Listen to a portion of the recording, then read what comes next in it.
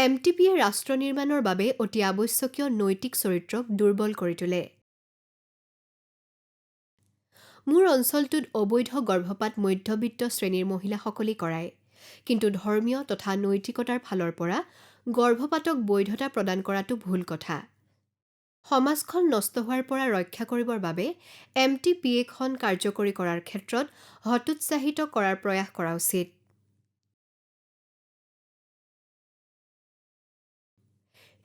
ই হৈছে এটা অকল্পনীয় তথা অসম্পূৰ্ণ ব্যৱস্থা, কিয়নো ই গৰ্ভধাৰণৰ অৱসান বিচাৰিবৰ বাবে চৰ্তহীন স্বাধীনতা প্ৰদান নকৰে।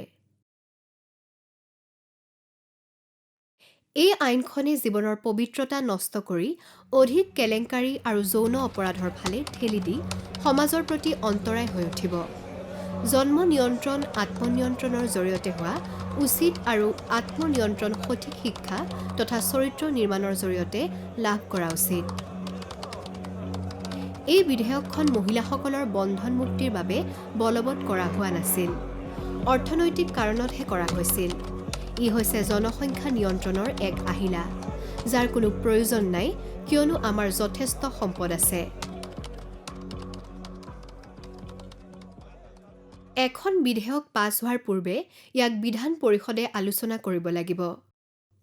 গৰ্ভধাৰণৰ চিকিৎসাজনিত অৱসান আইনখনৰ ক্ষেত্ৰতো তাকেই কৰা হৈছিল। আপোনালোকে এইমাত্ৰ যি দেখিলে সেয়া আছিল বিধেয়কখন আইন হৈ উঠাৰ পূৰ্বে বিধায়ক সদস্যসকলে প্ৰকাশ কৰা মতামতসমূহৰ কেতবোৰ খণ্ডচিত্ৰ।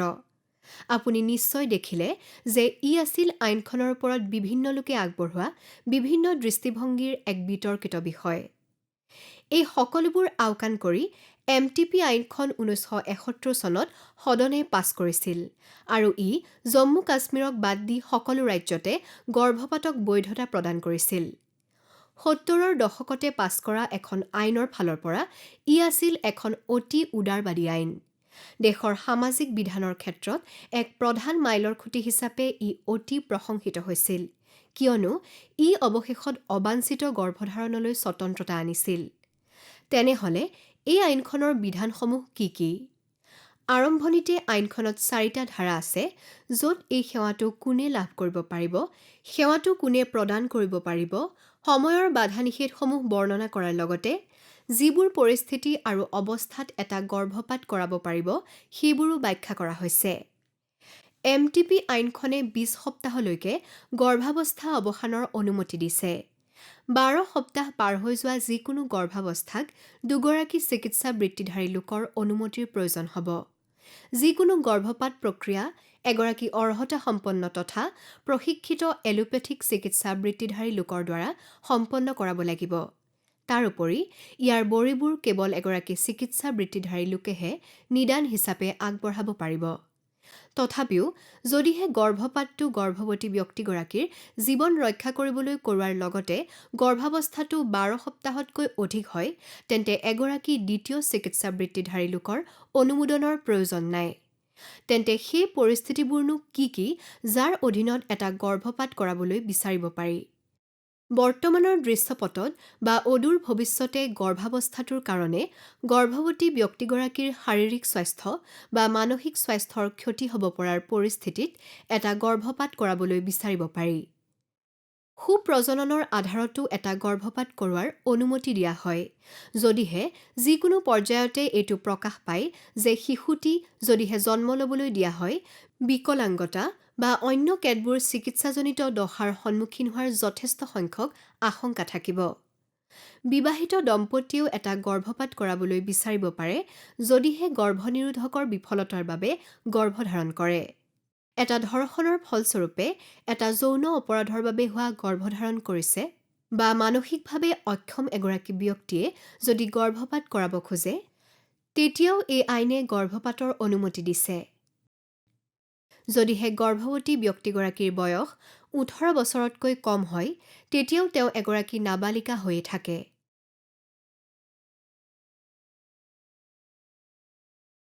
বা যদিহে তেওঁলোক মানসিকভাৱে অক্ষম হয়, তেন্তে গৰ্ভপাতৰ বাবে তেওঁলোকৰ অভিভাৱক বা পিতৃ-মাতৃৰ লিখিত অনুমতি আৱশ্যকীয়। যদিহে ব্যক্তিগৰাকী প্ৰাপ্তবয়স্ক হয়, তেন্তে তেওঁলোকৰ অনুমতি তথা সন্মতিহে প্ৰয়োজন হয়। তেওঁলোকৰ সংগীজনৰ অনুমতিৰ প্ৰয়োজন নাই। ই কোনে গৰ্ভাৱস্থাৰ অৱসান ঘটাব পাৰে সেই প্ৰশ্নটো আমালৈ লৈ আনে। ইয়াৰ চিকিৎসকগৰাকীৰ ভাৰতীয় চিকিৎসা পৰিষদ আইনৰ দ্বাৰা স্বীকৃতিপ্ৰাপ্ত এক অৰ্হতা থাকিব লাগিব আৰু ৰাজ্যিক চিকিৎসা পঞ্জীয়নত তেওঁলোকৰ নাম থকাটো বাঞ্ছনীয়। স্বাভাৱিকতে MTP আইনত নিৰ্ধাৰণ কৰি দিয়া মতে চিকিৎসকগৰাকীৰ স্ত্ৰীৰোগ আৰু প্ৰসূতিবিদ্যা বিভাগত প্ৰয়োজনীয় প্ৰশিক্ষণ তথা অভিজ্ঞতা থকাটো অপৰিহাৰ্য। এগৰাকী অৰ্হতাবিহীন চিকিৎসা বৃত্তিধাৰী লোকৰ দ্বাৰা সম্পন্ন কৰোৱা যিকোনো গৰ্ভপাতক IPCৰ অধীনত এটা অপৰাধ বুলি বিবেচনা কৰা হয়। এই কাৰ্য ২ বছৰৰ পৰা ৭ বছৰ পৰ্যন্ত শাস্তি বিধানেৰে দণ্ডনীয় অপৰাধ। বৰ্তমানলৈকে এনেদৰে চলি আছে। চৰকাৰে স্থাপন কৰা বা চলোৱা যিকোনো চিকিৎসালয়ত নাইবা এই কামৰ উদ্দেশ্যে চৰকাৰে অনুমোদন দিয়া এখন ঠাইত এটা গৰ্ভপাত কৰাব পাৰি। গৰ্ভপাত কৰাবলৈ প্ৰমাণিত হ'বৰ বাবে এগৰাকী ব্যক্তিগত চিকিৎসকে চৰকাৰৰ দ্বাৰা অনুমতি আৰু প্ৰমাণপত্ৰ লাভ কৰিব লাগিব। ১৯৭১ চনৰ পৰা এই আইনখনৰ বহুতো সংশোধন কৰা হৈছে। সেইবোৰৰ ওপৰত এবাৰ চকু ফুৰাই চাওঁ আহক। বিভিন্ন বেচৰকাৰী তথা চৰকাৰী এজেন্সি, সক্ৰিয় কৰ্মী আৰু পেছাদাৰী সংস্থাৰ সৈতে বিচাৰ বিবেচনা তথা আলোচনা বিলোচনাৰ এক দীঘলীয়া প্ৰক্ৰিয়াৰ পিছত ২০০২ চনত সদনে MTP সংশোধনী আইনখন জাৰি কৰিছিল। এই সংশোধনৰ কিয় প্ৰয়োজন হৈছিল? গৰ্ভপাতৰ সা-সুবিধাবোৰৰ অনুমোদন লাভ কৰিবৰ বাবে ই যেতিয়া ব্যক্তিগত সংস্থাবোৰলৈ আহিছিল, তেতিয়া ইয়াৰ মূল সংস্কৰণত থকা আইনখনে যথেষ্ট পৰিমাণৰ ৰঙা ফিটাৰ মেৰপেচৰ সৃষ্টি কৰিছিল। এই সংশোধনে প্ৰক্ৰিয়াটোক বিকেন্দ্ৰীকৃত কৰিছিল, যাৰ মাধ্যমেৰে ব্যক্তিগত গৰ্ভপাত কেন্দ্ৰবোৰে অনুমোদন লাভ কৰিছিল। সংশোধনটোৱে MTP আইনৰ অধীনত এই সেৱাসমূহ প্ৰদান কৰিবৰ বাবে ব্যক্তিগত চিকিৎসালয়বোৰক অনুমোদন প্ৰদান কৰিবলৈ জিলা পৰ্যায়ৰ কমিটিবোৰক সুবিধা দিছিল। ইয়াৰ লক্ষ্য আছিল এই সেৱাসমূহ আগবঢ়োৱা কেন্দ্ৰবোৰৰ সংখ্যা বৃদ্ধি কৰা। সংশোধনখনত উন্মাদ শব্দটোৰ পৰিৱৰ্তে মানসিকভাৱে অসুস্থ শব্দটোক ঠাই দিয়া হৈছিল। এগৰাকী মানসিকভাৱে অসুস্থ ব্যক্তি এনে এগৰাকী লোক যাক যিকোনো ধৰণৰ মানসিক ৰোগ বা বিসংগতিৰ বাবে চিকিৎসাৰ প্ৰয়োজন হোৱাটো বুজাবলৈকে এই পৰিৱৰ্তন কৰা হৈছিল। এখন স্বীকৃতি নথকা চিকিৎসালয়ত বা এগৰাকী প্ৰশিক্ষণ নথকা ব্যক্তিৰ দ্বাৰা গৰ্ভপাত কৰোৱাৰ ক্ষেত্ৰত ২ বছৰৰ পৰা ৭ বছৰ পৰ্যন্ত কাৰাদণ্ডসহ অধিক কঠোৰ শাস্তি তথা জৰিমনাও ইয়াৰ অন্তৰ্ভুক্ত কৰা হৈছিল। গৰ্ভৱতী ব্যক্তিৰ বিৰাট সুৰক্ষা তথা সুচলতা নিশ্চিত কৰিবলৈ এই কাম কৰা হৈছিল। ২০০৩ চনত MTP বিধি হিচাপে অভিহিত কেতবোৰ নতুন নিয়ম অনা হৈছিল, যিবোৰে কিছুমান নতুন পৰিৱৰ্তন সাধন কৰিছিল। সংশোধিত নিয়মবোৰে জিলা কমিটিসমূহৰ বাবে এটা নতুন সময়সীমা স্থিৰ কৰিছিল। চিকিৎসালয়খন পৰিদৰ্শন কৰি পঞ্জীয়ন কৰিবৰ বাবে আবেদন লাভ কৰিবৰ বাবে তেওঁলোকৰ হাতত ২টা মাহ আছিল। কোনো বিজুতি বা সমস্যা নাপালে আবেদনৰ কাম আগবঢ়াবৰ বাবে আন ২টা মাহ দিয়া হৈছিল আৰু কিবা বিজুতি পালে ২ মাহৰ পিছত সংশোধন কৰা হৈছিল। প্ৰত্যেকখন চিকিৎসালয়ক এনে এগৰাকী চিকিৎসা বৃত্তিধাৰী লোকৰ প্ৰয়োজন হৈছিল, যিজনে যিকোনো জৰুৰীকালীন পৰিস্থিতি বা জটিলতা নিৰ্ণয় কৰিব পাৰে আৰু গৰ্ভৱতী ব্যক্তিগৰাকীক অন্য এক চিকিৎসালয়লৈ প্ৰেৰণ কৰাত সক্ষম হ'ব পাৰে। তথাপিও এই বিধিসমূহৰ দ্বাৰা সম্পন্ন কৰা অতি গুৰুত্বপূৰ্ণ পৰিৱৰ্তনটো আছিল চিকিৎসাজনিত গৰ্ভপাতৰ ব্যৱস্থা কৰা। ইয়াৰ অধীনত এতিয়া এগৰাকী পঞ্জীয়নভুক্ত, প্ৰশিক্ষিত তথা অৰ্হতাসম্পন্ন চিকিৎসকে ৭ সপ্তাহলৈকে গৰ্ভপাত কৰোৱাৰ উদ্দেশ্যে এখন চিকিৎসা প্ৰতিষ্ঠানত ঔষধ পাতি অৰ্থাৎ মিফেপ্ৰিষ্টন আৰু মাইছ'প্ৰষ্টলৰ নিদান আগবঢ়াব পাৰিছিল। যিকোনো বিফলতা বা জটিলতাৰ ক্ষেত্ৰত এটা অস্ত্ৰোপচাৰজনিত গৰ্ভপাত সম্পন্ন কৰিবলৈ যদি চিকিৎসকগৰাকীৰ ওচৰত ব্যৱস্থা থাকে, তেতিয়াও ইয়াৰ অনুমতি দিয়া হয়। তথাপি ভাৰতীয় ঔষধ নিয়ন্ত্ৰকৰ মতে কেৱল এগৰাকী স্ত্ৰীৰোগ বিশেষজ্ঞইহে মিফেপ্ৰিষ্টনৰ নিদান আগবঢ়াব পাৰে। এই কথাই গ্ৰাম্য চিকিৎসালয়বোৰত গৰ্ভৱতী লোকসকলে উক্ত সা-সুবিধাবোৰ লাভ কৰাটো প্ৰায়ে সীমিত কৰি তোলে। কেইবছৰমানৰ পিছত ভাৰত চৰকাৰে MTP আইনৰ চলিত ব্যৱস্থাসমূহ পুনৰীক্ষণ কৰাৰ লগতে সংশোধনৰ পৰামৰ্শ প্ৰদান কৰিবলৈ এখন বিশেষজ্ঞ সমিতি গঠন কৰি দিছিল। নিৰাপদ গৰ্ভপাতৰ সা-সুবিধা লাভ কৰাৰ সৈতে জড়িত বিভিন্ন সমস্যা চৰকাৰৰ দৃষ্টিগোচৰ হোৱাৰ পিছত এই কাম কৰা হৈছিল। এই বিশেষজ্ঞসকলে ২০০৬ পৰা ২০১০ চনলৈ গৰ্ভপাতৰ বিভিন্ন দিশসমূহ বিশ্লেষণ তথা অধ্যয়ন কৰিছিল। এই সমিতিখনে দাঙি ধৰা প্ৰস্তাৱসমূহৰ আধাৰত ২০১৪ চনত স্বাস্থ্য আৰু পৰিয়াল কল্যাণ মন্ত্ৰালয়ে গৰ্ভধাৰণৰ চিকিৎসাজনিত অৱসান সংশোধনী বিধেয়ক ২০১৪ মুকলি কৰিছিল। এই বিধেয়কৰ উদ্দেশ্য আছিল আয়ুৰ্বেদ, সিদ্ধ আৰু হোমিঅপেথিক স্নাতক ডিগ্ৰী থকা চিকিৎসা বৃত্তিধাৰী লোকসকলক অন্তৰ্ভুক্ত কৰিবলৈ সেৱা প্ৰদানকাৰীৰ আধাৰ সম্প্ৰসাৰিত কৰা। ৩.৫ বছৰীয়া ডিগ্ৰীৰ লগতে ভাৰতীয় নাৰ্ছিং পৰিষদৰ পঞ্জীয়ন থকা নাৰ্ছসকলকো বৈধ সেৱা প্ৰদানকাৰী হিচাপে অন্তৰ্ভুক্ত কৰিবলৈ অনুমোদন জনোৱা হৈছিল। এই বিধেয়কখনে ইয়াৰো অনুমোদন দিছিল যে অনুমোদিত গৰ্ভধাৰণ কালৰ সীমা ২০ সপ্তাহৰো অধিক সময়ৰ বাবে বৃদ্ধি কৰিব লাগে। এই কথাটোৱে গৰ্ভাৱস্থাৰ যিকোনো সময়তে এটা গৰ্ভপাতৰ সুবিধা লাভ কৰাটো সুনিশ্চিত কৰিব। এই ব্যৱস্থাটো অতি ফলপ্ৰসূ হ'ব। বিশেষকৈ গৰ্ভধাৰণৰ বহু পিছৰ পৰ্যায়তহে গৰ্ভস্থ ভ্ৰূণৰ অস্বাভাৱিকতাসমূহ ধৰা পৰাৰ ক্ষেত্ৰত। ইয়াত এই বিষয়টো অনুমোদন জনোৱা হৈছিল যে দুৰ্বল শ্ৰেণীসমূহ, যাৰ ভিতৰত ধৰ্ষণ বা নিষিদ্ধ সম্বন্ধৰ বলি হোৱা, শাৰীৰিকভাৱে অক্ষম বা অকলশৰীয়া লোক, অৰ্থাৎ অবিবাহিতা বা বিবাহ বিচ্ছেদিত লোকসকল থাকিব পাৰে। তেওঁলোকৰ নিৰাপদভাৱে গৰ্ভপাত কৰাবলৈ গৰ্ভধাৰণ কালৰ এটা নিৰ্ধাৰিত সীমা ধাৰ্য কৰিব লাগিব। এই বিধেয়কখনত এই পৰামৰ্শও আগবঢ়োৱা হৈছিল যে দুগৰাকী স্বাস্থ্যসেৱা প্ৰদানকাৰীৰ পৰা অনুমোদন লোৱাৰ চৰ্তটো মাত্ৰ এজনলৈ হ্ৰাস কৰিব লাগে। ইয়াৰ কাৰণ হৈছে দুজন প্ৰদাতাৰ পৰা অনুমোদন প্ৰাপ্ত কৰাটোৱে প্ৰায়ে সুৰক্ষিত গৰ্ভপাত সেৱাসমূহত উপনীত হোৱাত বাধাৰ সৃষ্টি কৰে। চিকিৎসাৰ অগ্ৰগতিসমূহ আৰু প্ৰযুক্তিৰ সৈতে আগবঢ়াটো প্ৰয়োজনীয়।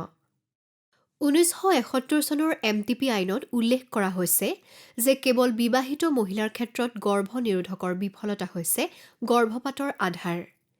ইয়াক পৰিৱৰ্তন কৰিবৰ বাবে সংশোধনৰ প্ৰস্তাৱ লোৱা হয় আৰু ইয়াৰ আধাৰ যিকোনো গৰ্ভৱতী মহিলাৰ ক্ষেত্ৰত, অৰ্থাৎ বিবাহিত বা অবিবাহিত মহিলাৰ ক্ষেত্ৰত প্ৰযোজ্য কৰা হয়।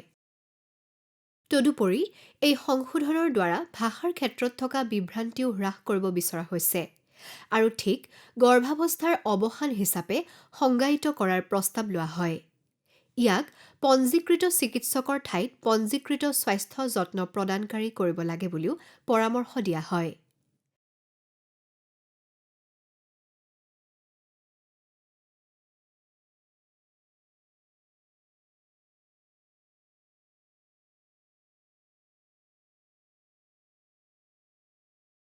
দুহেজাৰ ২০ চনৰ মাৰ্চ মাহত MTP সংশোধনী বিধেয়ক লোকসভাত গৃহীত কৰা হয়। এই সংশোধনীত গৰ্ভাৱস্থাৰ অৱসানৰ সংজ্ঞা যোগ কৰা হয় এইবুলি ই হৈছে অস্ত্ৰোপচাৰ নতুবা চিকিৎসীয় প্ৰক্ৰিয়াৰে গৰ্ভাৱস্থাৰ অৱসান ঘটাবলৈ গ্ৰহণ কৰা এক প্ৰক্ৰিয়া।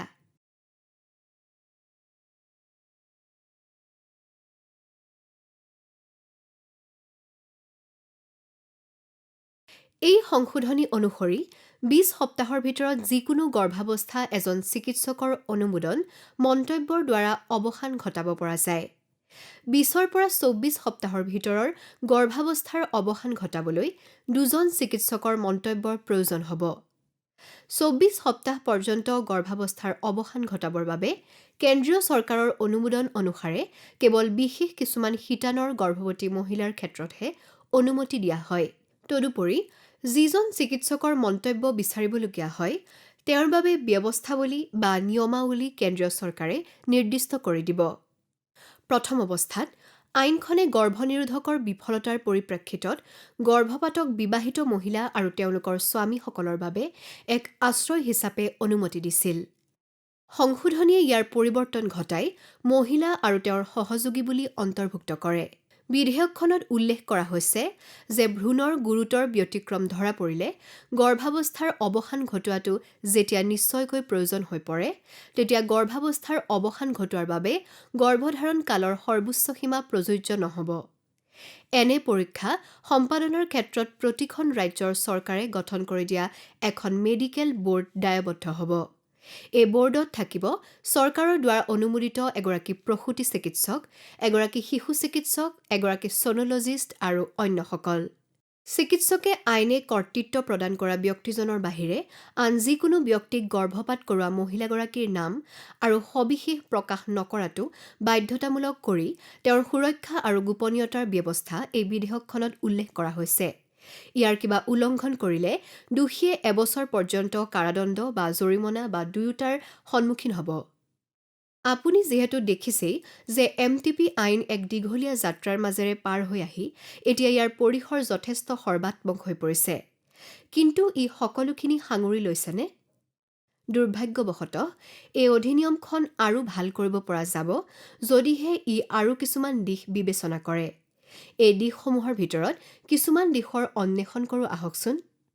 এই অধিনিয়মে গৰ্ভৱতী মহিলাৰ প্ৰয়োজনীয়তা আৰু আৱশ্যকতাৰ আধাৰত অধিকাৰ প্ৰদান নকৰে।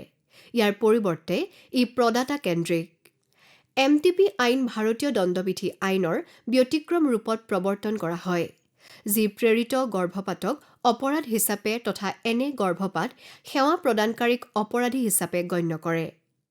এই আইনখনৰ উদ্দেশ্য স্বাস্থ্য সেৱা প্ৰদাতাক সুৰক্ষা প্ৰদান কৰা, কিন্তু গৰ্ভৱতী ব্যক্তিৰ সুৰক্ষা আৰু অধিকাৰ সুৰক্ষিত কৰাটো ইয়াৰ উদ্দেশ্য নহয়। ফলস্বৰূপে, গৰ্ভৱতী মহিলাৰ স্বতন্ত্ৰতাৰ ওপৰত আইনখনে গুৰুত্ব প্ৰদান নকৰে। সেয়ে চয়নৰ অধিকাৰ ই ক্ষুণ্ণ কৰে। আপুনি চাগে আচৰিত হৈছে, তেনেকুৱা কিয় হয়? কথাটো হৈছে, জনসংখ্যা নিয়ন্ত্ৰিত হোৱাটো বিচৰা চিকিৎসকসকল আৰু জনতান্ত্ৰিকসকলৰ হেঁচাতেই MTP আইন প্ৰৱৰ্তিত হয়। সেয়ে এই আইনখন জনসংখ্যা নিয়ন্ত্ৰণৰ এক পদক্ষেপ হিচাপে চিকিৎসকসকলৰ দিশে কটকটীয়া হৈ উঠে। কিন্তু আইনখনে গৰ্ভৱতীসকলৰ বাবে অধিকাৰ আধাৰিত গৰ্ভপাত নিশ্চিত কৰোৱাৰ ওপৰত গুৰুত্ব নিদিয়ে। গৰ্ভপাত সম্পৰ্কীয় বৰ্তমানৰ কাৰ্য আঁচনিয়েও গৰ্ভৱতী মহিলাৰ চয়নৰ অধিকাৰৰ প্ৰতি সন্মান প্ৰদৰ্শন কৰাৰ পৰিৱৰ্তে জনসংখ্যা নিয়ন্ত্ৰণৰ এক পদক্ষেপ হিচাপে সমাজৰ লিংগ বিভেদতা আৰু পুৰুষতান্ত্ৰিক অৱধাৰণাৰে প্ৰতিফলন ঘটায়। চিকিৎসা সম্পৰ্কীয় গৰ্ভপাতৰ কথা যেতিয়া আহি পৰে, তেতিয়াও অন্য এক ব্যৱধান পৰিলক্ষিত হয়। গৰ্ভপাতৰ পিল কেৱল এজন প্ৰসূতি চিকিৎসকৰ দ্বাৰা প্ৰেছক্ৰাইব কৰিব পৰা যায় আৰু সেয়া কেৱল পঞ্জীকৃত চিকিৎসা কেন্দ্ৰৰ জৰিয়তেহে উপলব্ধ হ'ব। দেখাত হানি নথকা ব্যৱস্থা যেন লাগে, কিন্তু ইয়াৰ বহুত বিশাল প্ৰভাৱ আছে। গ্ৰামীণ এলেকাৰ মহিলাসকলৰ বাবে প্ৰসূতি চিকিৎসক আৰু প্ৰসূতি কেন্দ্ৰৰ সুবিধা প্ৰাপ্ত কৰাটো কঠিন হ'ব পাৰে। নতুন সংস্কৰণ অনুসৰি গৰ্ভপাতৰ বাবে ২৪ সপ্তাহতকৈ অধিক গৰ্ভধাৰণ কালৰ সীমা কেৱল গৰ্ভত অস্বাভাৱিক ভ্ৰূণ থকা গৰ্ভৱতী মহিলাসকলৰ ক্ষেত্ৰত প্ৰযোজ্য। এয়া সক্ষম তথা পৈতৃক, কিয়নো গৰ্ভপাতৰ সুবিধা সকলোৰে বাবে সহজে উপলব্ধ হোৱা উচিত। তদুপৰি অস্বাভাৱিকতা শব্দটোৰ ঠাইত বিসংগতিসমূহ কৰা উচিত। ইয়াৰ লগতে সংশোধনীত এই বুলিও উল্লেখ কৰা হৈছে যে কেৱল যৌন হিংসাৰ পৰিণতি হিচাপে হোৱা গৰ্ভধাৰণ ২০ সপ্তাহৰ পাছতো গৰ্ভপাতৰ বাবে বিবেচনা কৰিব পৰা যায়। যৌন হিংসাৰ পৰিণতিত হোৱা গৰ্ভধাৰণৰ বাবে গৰ্ভধাৰণ কালৰ সীমাও ২৪ সপ্তাহ প্ৰদান কৰা হৈছে। ই ভুক্তভোগীৰ আঘাত আৰু অভিজ্ঞতাসমূহৰ বাবে দায়বদ্ধ নহয়। সংশোধনীয়ে প্ৰয়োজনীয়তা গৰ্ভৱতী মহিলাৰ স্বামীৰ পৰা সহযোগীলৈ পৰিৱৰ্তন কৰিলে। তথাপিও কিন্তু গৰ্ভপাত কৰিব বিচাৰিলে ব্যক্তিজনে সবিশেষ যোগান ধৰিব লাগে তথা তেওঁলোকৰ সম্বন্ধ বৰ্ণনা কৰিব লাগে। এই ব্যৱস্থা ব্যতিক্ৰমী, কিয়নো ই একক মহিলা, দুৰ্বল বৰ্গৰ মহিলা, য'ত অন্তৰ্ভুক্ত আছে যৌনকৰ্মী, ট্ৰান্স ব্যক্তি আৰু লিংগ ভিন্ন ব্যক্তিসকলক বহিৰ্ভূত কৰে, যিসকলে গৰ্ভপাত কৰাব বিচাৰিবও পাৰে।